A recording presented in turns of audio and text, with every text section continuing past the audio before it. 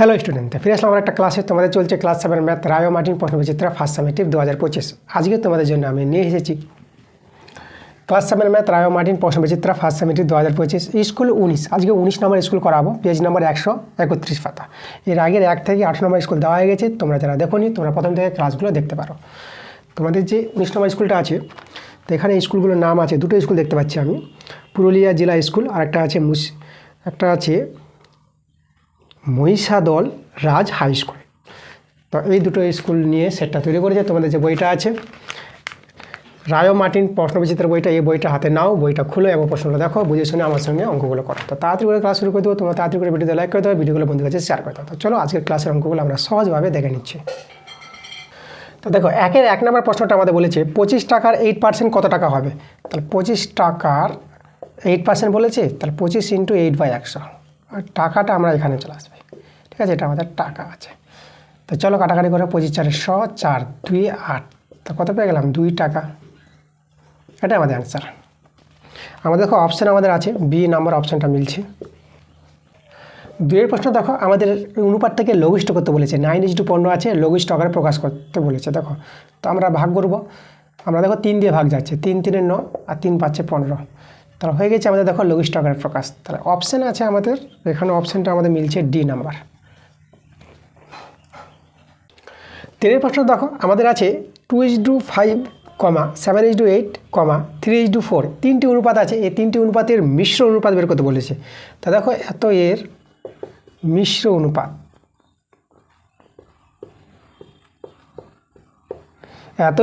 অনুপাতটা আমরা দেখো কীভাবে করব। এই যে অনুপাতগুলো আছে, অনুপাতগুলো প্রথমটাকে পূর্বপদ বলা হয়, এটা উত্তরপদ। তা পূর্বপদ উত্তরপদ, পূর্বপদ উত্তরপদ। তাহলে আমরা অনুপাতগুলির পূর্বপদের গুণফল করব, 2 × 7 × 3। দেখো পূর্বপদগুলির গুণ করে নিয়েছে, মানে অনুপাতগুলির প্রথম পার্টগুলোর গুণফল = আর অনুপাতগুলির দ্বিতীয়টা 3 আছে, অনুপাতগুলির দ্বিতীয় পার্টগুলির গুণফল মানে উত্তরপদের গুণফল। এর উত্তরপদ 5 আছে, এর উত্তরপদ 8 আছে, আর এর উত্তরপদটা 4 আছে। এইভাবে করে নিতে হবে, এটাকে বলা হয় মিশ্র অনুপাত। এবার লঘিষ্ঠ করতে পারো, 2 4 কাটাকাটি করে 2 পাবা, আর তো কাটাকাটি দেখতে পাচ্ছি না। তাহলে এটা আমাদের কত, 7 3 21 = আর এটা দেখো এখানে আমরা পেয়ে যাব এই যে 5 দিয়ে 10 আর 8 গুণ করে 80 পেয়ে যাব।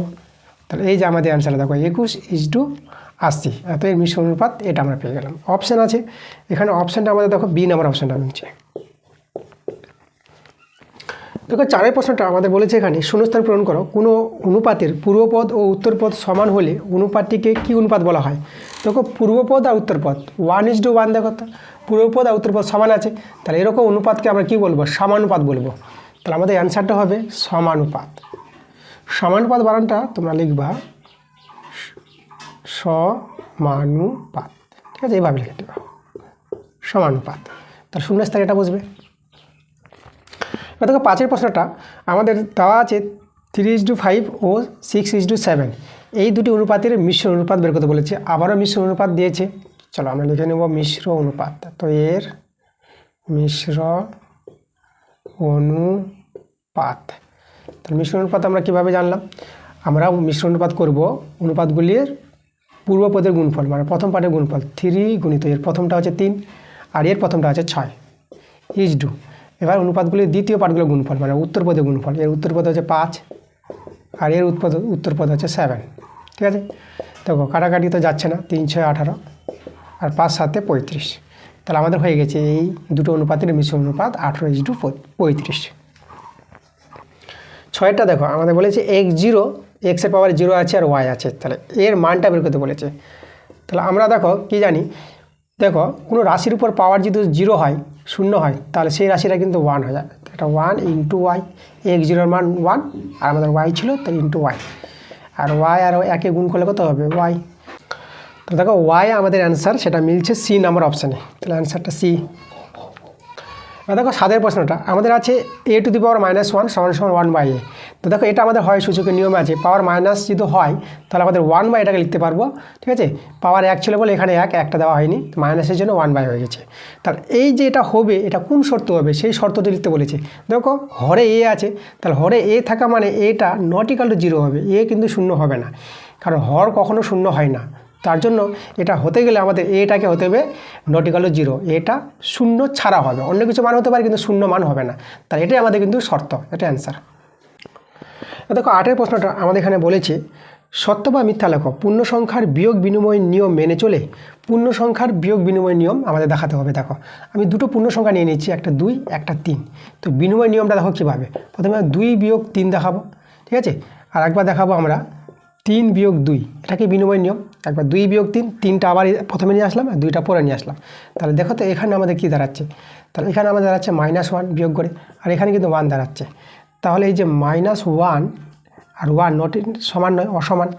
তাহলে আমরা কি বলতে পারবো, দেখো পূর্ণ সংখ্যার বিয়োগ বিনিময় নিয়ম কিন্তু মেনে চললো না। এখানে দেখো এই যে এটা নট ইকুয়াল টু হবে এই যে 3 - 2, এই যে 2 আর 3-এর বিনিময় নিয়মটা দেখালাম বিয়োগের ক্ষেত্রে, সেটা 2 - 3, আর অসমান দেখাচ্ছে 3 - 2। তাহলে আমরা বলবো যে পূর্ণ সংখ্যার বিয়োগ বিনিময় নিয়ম মেনে চলে না, কিন্তু এখানে মেনে চলে বলেছে, তাই জন্য আমাদের অ্যান্সারটা কী হবে, অ্যান্সারটা তোমরা মিথ্যা লিখে দেবা, অ্যান্সার হবে মিথ্যা। দেখো 9 প্রশ্নটা আমাদের এখানে বলেছে সমবাহু ত্রিভুজের প্রতিটি কোণ কত ডিগ্রি করে হবে। সমবাহু ত্রিভুজ, দেখো সমবাহু ত্রিভুজ 4 3টি বাহু সমান হয়, এ বি সি, এটা হচ্ছে সমবাহু ত্রিভুজ হবে কখন, যখন আমরা বলবো এ বি সমান বিসি সমান এসি। এবার 3টা বাহু সমান হবে, এই বাহুর সঙ্গে এ বাহু সমান, আর এই বাহুর সঙ্গে এই বাহু সমান। এই যদি ধরো 3 সেমি হয়, তাহলে এও হবে 3 সেমি, এও হবে 3 সেমি, ঠিক আছে। আচ্ছা, সমবাহু ত্রিভুজের কোণগুলি প্রত্যেকটা কোণ কিন্তু 60 ডিগ্রি করে হয়, এই কোণটা 60 ডিগ্রি আর এই কোণটা হবে 60 ডিগ্রি। তা দেখো সমবাহু ত্রিভুজের প্রতিটি কোণ কত, 60 ডিগ্রি, তাহলে অ্যান্সার আমাদের বি নাম্বার। আর দেখো 2 প্রশ্নগুলো, 2 1 এবং 2 এই দুটো অঙ্ক তোমরা আগের ক্লাসে পাবা। 2 1-এর জন্য তোমাদের যেতে হবে পেজ নাম্বার 119 পাতার স্কুল 4, সেখানে দেখবে 2 3 অঙ্কটা আছে। আর 2 2 নম্বর অঙ্কটার জন্য তোমাদের যেতে হবে পেজ নাম্বার 122 পাতার স্কুল 8, সেখানে দেখবা 2 4 অঙ্কটা আছে। তো আগের ক্লাসে গিয়ে দুটো অঙ্ক দেখে নাও। এবার দেখো 3 প্রশ্নটা এখানে বলছে একটি চাকা 55 বার ঘুরে 77 মিটার পথ যায়, তবে 98 মিটার পথ যেতে ওই চাকা কতবার ঘুরবে। তাহলে এখানে আমরা লিখব 77 মিটার পথ যেতে চাকা ঘুরে, দেখো চাকা ঘুরবে কতবার, 77 মিটার পথ যেতে চাকা 55 বার ঘুরে, এটা বলে দিয়েছে এখানে 55 বার, কতবার ঘুরছে, তাহলে 1 মিটার পথ যেতে চাকা ঘুরবে 55/77। তাহলে 98 মিটার পথ যেতে চাকা ঘুরবে 55/77 ইন্টু 98 বার। কাটাকাটি করো, 11 5 55, 11 7 77, 7 দিয়ে যদি এখানে কাটাকাটি করি, তা দেখো 7 একে 7, বাঁচলে কত 2 28, 7 4 28, 14 পাচ্ছে 70 বার আমাদের চাকাটা ঘুরবে। তাহলে অ্যান্সারটা লিখে দেবা, 98 মিটার পথ যেতে চাকা কতবার ঘুরবে, 70 বার। 2 4 অঙ্কটা তোমরা আগের ক্লাসে পেয়ে যাবা পেজ নাম্বার 127 পাতার স্কুল 14, সেখানে দেখবা 2 1 অঙ্কটা আছে, আগের ক্লাসে গিয়ে অঙ্কটা দেখে নাও। আর দেখো 3 প্রশ্নগুলো, 3 1 প্রশ্নটা দেখো এখানে বলেছে যোগ করো। তো আমাদের আছে 3a প্লাস b আছে, কমা আছে, তো আমরা যোগ চিহ্ন দিয়ে দেবো। তারপরে আছে 2a প্লাস 4b আছে, কমা জায়গায় যোগ চিহ্ন, আর 5a মাইনাস b। তাহলে এদেরকে আমরা যোগ করবো, দেখো রাশি যোগ বিয়োগ। তাহলে এখানে 3a 2a 3টা এ 2টা এ 5টা এ আবার 5টা এ, তাহলে আমরা পেয়ে গেলাম 10টা এ। এবার দেখো প্লাস বি মাইনাস বি কেটে গেল, তাহলে সেটা প্লাস 4b থেকে গেল, তো আমরা লিখে দেবো প্লাস 4b। তাহলে অ্যান্সারটা আমরা পেয়ে গেলাম এই যে 10a প্লাস 4b, এটা আমাদের অ্যান্সার।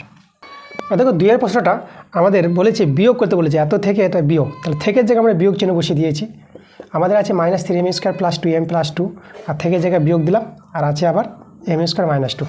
তো বিয়োগ করবো, তো বন্ধনীগুলো আগে উঠিয়ে নিচ্ছি, এই রেখাটা আমরা বসিয়ে দেবো। আর এখানে দেখেন -m² পাবো, আর মাইনাস এটা +2 হয়ে যাবে। আচ্ছা, m² এখানে আছে আর এখানে আছে, দেখেন -3m² আর -m², একই চিহ্ন আছে, তোমরা যোগ করে নিবা, 3টা m² আর 1টা m², 4টা m², চিহ্ন মাইনাস বসাবো।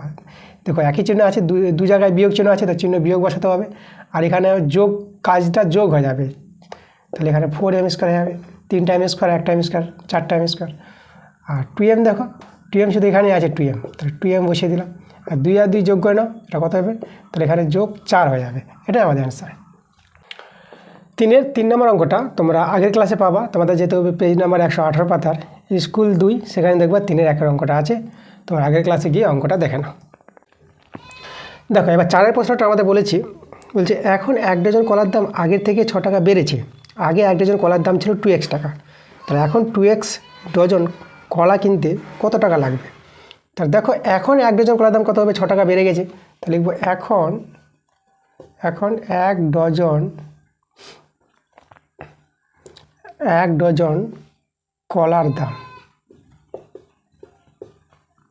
কলার দাম দেখো কত হবে।